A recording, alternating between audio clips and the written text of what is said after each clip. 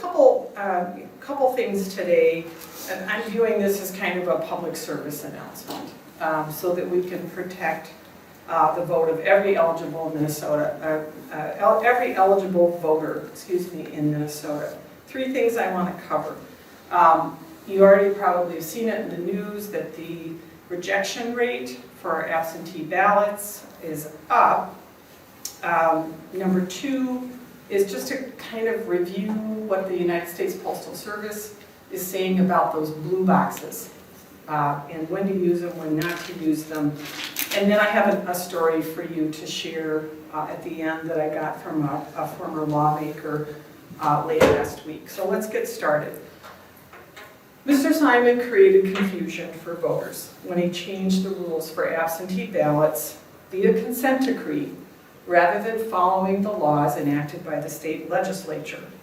The Star Tribune and other media outlets have reported as of last week that the absentee ballot rejection rate is up. And in some ways, that's good news because it means our election officials and ballot boards are doing their job. But the main reason is missing witness signatures. I'll give you the data really quickly, though it's been reported well. The rate of rejection is up more than 30% compared to the midterm in 2018. Just under 40% of those ineligible ballots lacked a witness signature. And according to Mr. Simon in the Star Tribune, I believe, he said, quote, either they didn't have a signature, or it was the wrong person, or the voter signed it twice, close quote. And that means that sometimes voters try to witness their own signature, which of course isn't allowed. So why is this so important? Officials must now contact those voters, get them a new ballot, and the voter has to scramble to get that ballot turned in. And all sorts of things can happen between our election officials finding the problem and the voter actually getting their ballot turned in. Some voters may not get that done by election day, which can disenfranchise that voter. When Mr. Simon substituted his own judgment for that of the state legislature, he sowed the seeds in 2020 for this happening in the next election cycle, 2022. So I want to thank the media outlets for covering that story late last week, and I'd ask you to continue to do the same so that voters are aware of the problem and they can be proactive in solving it. And my campaign will do the same. Now next, the United States Postal Service has warned us off and on for years that those blue blue mail boxes may not be secure when you're putting in sensitive data. And that could include a voter registration form, right? Or a ballot, or both, because of course people can mail in a voter registration form with their ballot. You know, it has your name, your address, maybe the last four of your social security, your driver's license. That's a recipe for identity thieves to take advantage of you. They're warning especially about weekends where these boxes are emptied and left unattended. But my message to voters, and again I'd ask the media to get this out, is don't put your voter registration and ballot information in those blue boxes. The Postal Service has to bring it inside the building, and put it in one of those wall deposits, but I think the better practice is to walk that ballot to the place that sent it to you, your county election office, in person. And if you are running up against a time deadline that you can't meet, consider voting in person. We're just a week out, and anything in the mail could be delayed. Both Senator Klobuchar and Senator Smith have made a point over the last couple of years of talking about performance issues at the United States Postal Service. And while some legislation was passed in Congress, I don't think that problem has been fully solved.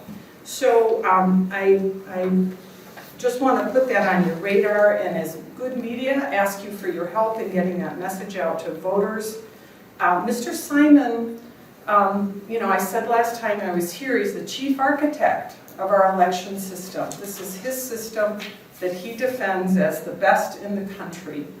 And I think he has a lot of confidence in relying on the U.S. Postal Service that I do not have, Senators Klobuchar and Smith do not have. And I think he could do a better job of talking to voters about the safest way to get their ballots in for counting. Voting by mail may be convenient, but it may not be secure. Now, finally, this story I'm going to tell you underlines the need for provisional ballots, in particular to protect everyone from both bureaucratic error but also fraud. I got a text from a former lawmaker. She was traveling, so I don't have a great picture of the card that I'm going to talk about. She has a student visiting from outside of the United States, attending one of our local colleges.